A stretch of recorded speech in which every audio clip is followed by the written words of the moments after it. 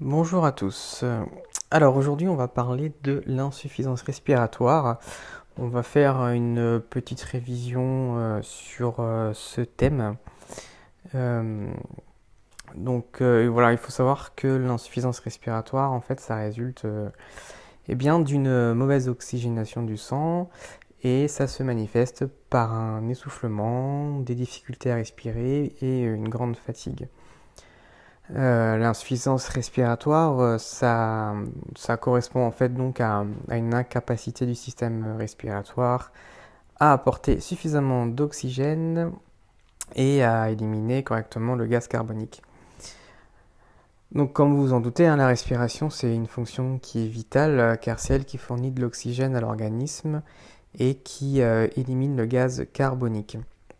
Il y a certaines maladies qui affectent l'appareil respiratoire et qui vont empêcher ce dernier en fait d'assurer de manière satisfaisante ces échanges gazeux et ça va entraîner une mauvaise une mauvaise oxygénation du sang et une insuffisance respiratoire du coup.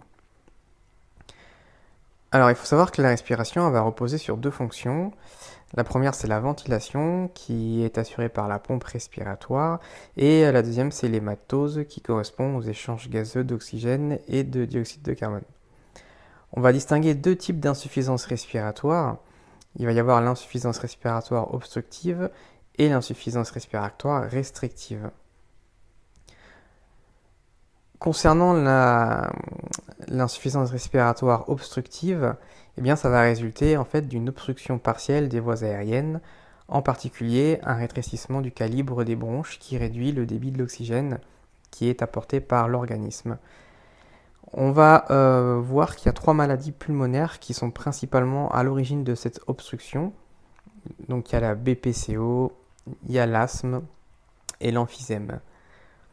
L'insuffisance respiratoire restrictive, quant à elle, elle est due à une diminution de la capacité pulmonaire qui peut être provoquée par soit une altération de la pompe respiratoire, ça peut être provoqué aussi par une scoliose, une obésité, une myopathie, une atteinte aussi pulmonaire et aussi ça peut être dû à une atteinte des centres nerveux qui contrôlent la respiration.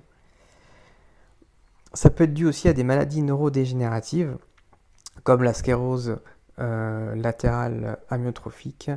Ça peut être aussi dû à la maladie de Parkinson ou dû aussi à un traumatisme des vertèbres. Donc il faut savoir que ces trois phénomènes ils réduisent les volumes d'air inspiré et expiré et donc vont altérer l'hématose et sont responsables du coup d'une mauvaise oxygénation du sang. Alors maintenant là on va voir les symptômes de l'insuffisance respiratoire.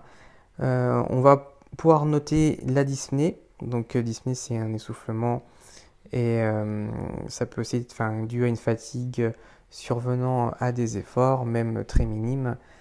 Il peut y avoir l'insomnie, des sueurs, des céphalées, des troubles de l'humeur, une cyanose des extrémités et une hypoxie. Concernant l'hypoxie, elle peut être due à plusieurs causes comme l'anémie, la BPCO, l'embolie pulmonaire, l'infarctus pulmonaire, la cardiopathie congénitale, ça peut être dû aussi à une hémorragie, un état de choc, une insuffisance cardiaque, une hypoventilation, ça peut être aussi dû à une intoxication au monoxyde de carbone, certains poisons aussi, comme le cyanure, des séjours en altitude. Et donc, en tant qu'ambulancier, vous devrez comprendre que l'insuffisance respiratoire n'a plus la personne en fait qui présente une insuffisance respiratoire n'aura plus la possibilité de se déplacer et de s'allonger normalement par manque d'oxygène. Ce type d'insuffisance il va entraîner fréquemment une grande faiblesse neuromusculaire. Donc il est très important de vérifier le taux d'oxygène avec le saturomètre afin de comprendre l'état d'insuffisance par désaturation du patient. Et vous devrez être prêt à tout moment à administrer de l'oxygène à une personne qui se trouve en dyspnée.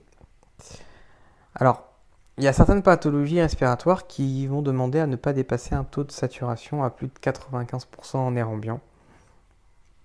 Et en air ambiant, plutôt en sous O2.